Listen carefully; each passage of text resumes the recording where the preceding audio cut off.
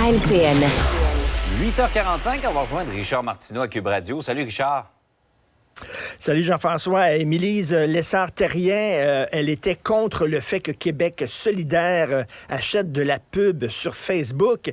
Et maintenant qu'elle est co-porte-parole, elle trouve ça bien correct. Ça y a pris 2 jours, là, et soudainement, elle est rentrée dans le rang. Tu sais, quand on nous dit, là, on fait de la politique autrement, non. C'est la bonne vieille politique. Une fois que tu es élu, soudainement, la ligne de parti, puis tu souris à côté de ton chef, etc.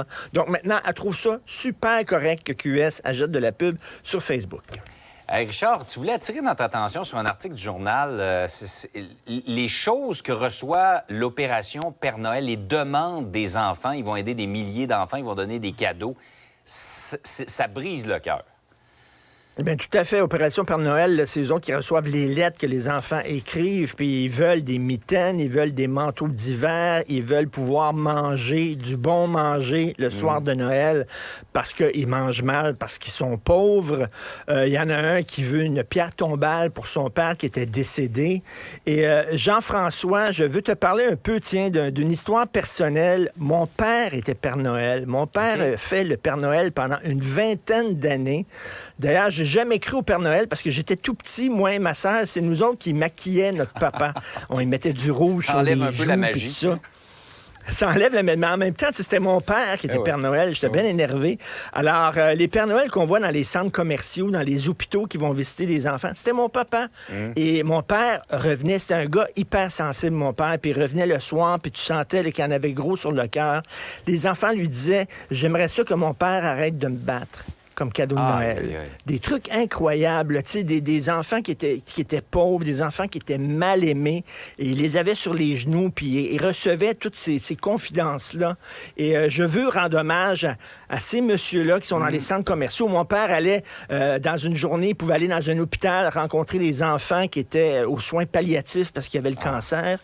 Et 2 heures après, il était dans une maison à Westmount où il donnait des cadeaux, puis des cadeaux à des enfants qui nageaient dans le fric et dans l'argent. Il voyait dans une journée l'extrême pauvreté et l'extrême richesse. Et écoute, rien qu'une petite anecdote comme ça qui va faire sourire les gens. Mon père était tout le temps accompagné d'un clown, OK?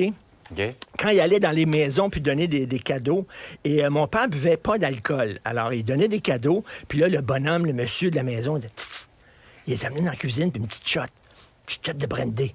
Puis là, le clown prenait une petite shot de brandy. À la fin, le clown était totalement paf. Mon père le traînait dans les bancs de neige. Le clown était à 4 pattes, puis il vomissait dans la rue. Mon père, il rentrait le soir dans la maison. Le maudit clown, c'est encore sous la gueule. Mais bref, écoute, ce sont des gens qui vivent. Mon père, à un moment donné, dans un centre commercial, il était passé par la cheminée. Il y avait comme une maison en carton. Il était passé par la cheminée, mais il était trop gros. Il était pogné dedans. Il y a des gens qui le tiraient, donc qui le poussaient. En tout cas, bref, écoute, des histoires incroyables et des histoires très émouvantes.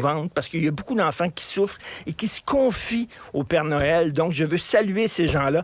Et oui, Noël n'est pas une fête discriminatoire. On s'en était parlé jeudi dernier. Maintenant, c'est fait. C'était décrété par l'Assemblée nationale. Donc, joyeux Noël à tous les pères et les mères Noël. Exact. Oui, qui auraient sans doute beaucoup d'histoires cocasses ou tristes à raconter. Ou tristes. La COP 28, ça commence à Dubaï aujourd'hui. C'est assez paradoxal qu'on tienne une rencontre comme ça dans un des principaux producteurs de pétrole dans le monde.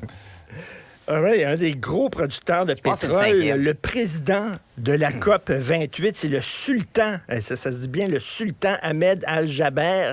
Lui-même, il est PDG d'une compagnie de pétrole. À Dubaï, vous trouvez, brum, boum, la plus grande fontaine d'eau au monde, avec 8000 lumières et 25 canons d'eau. Un archipel artificiel en forme de palme, le plus gros aquarium au monde. Un terrain de golf qui est illuminé pendant la nuit. Vous pouvez jouer sur du faux gazon pendant 24 heures sur 24, 7 jours par semaine. Le plus grand parc de loisirs intérieur au monde. Le plus gros jardin botanique au monde. Évidemment, écoute, tu sais, avec de l'eau pour arroser les fleurs et tout ça. Une station de ski, en fait, une pente de ski intérieure, tout ça, bien sûr, à l'air climatisé. Écoute, Las Vegas, À côté, là, c'est une fête foraine à Saint-Cyril de Wendover. Tu comprends-tu? C'est beau, On ce revient à carnaval. Saint-Cyril de Wendover. C'est bon. C'est bon, ce carnaval, exactement à côté. C'est la ville la plus bling-bling, la plus polluante, avec des lumières, puis de l'air climatisé, puis tout ça.